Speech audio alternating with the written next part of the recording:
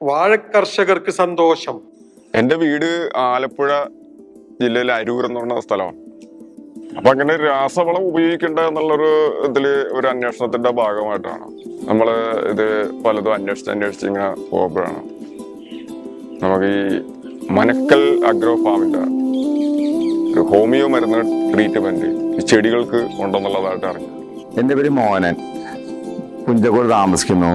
ഈ മരുന്ന് ഒഴിച്ച ശേഷം ഞാൻ ഭയങ്കര മാറ്റം തോന്നുന്നുണ്ട്. കുറഞ്ഞ അധ്വാനം, കുറഞ്ഞ ചിലവ്, കൂടുതൽ വളർച്ച, കൂടുതൽ വരുമാനം. ഒരു ഡപ്പ മരുന്ന് 60 ലിറ്റർ വെള്ളത്തിൽ ഒഴിക്കണം. അത് 3 ലിറ്റർ വെള്ളം കണ്ടിട്ട് ഒരു വാഴയ്ക്ക് ഒഴിക്കണം.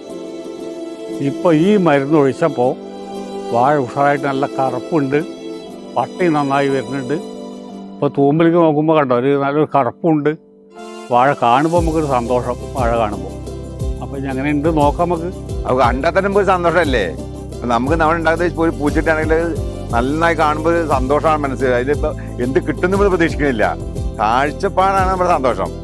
എല്ലാവരും അത് അങ്ങനെ തന്നെ ഉൾക്കൊണ്ട് ചെയ്യണമെന്നുള്ളതാണ് എൻ്റെ ഒരു താല്പര്യം. കാരണം നമ്മളത് കാണുകയും അനുഭവിക്കുകയും ചെയ്യുന്നതാണ്. കൊള്ളാം, നല്ല റിസൾട്ട് ഉണ്ടാകുന്നു.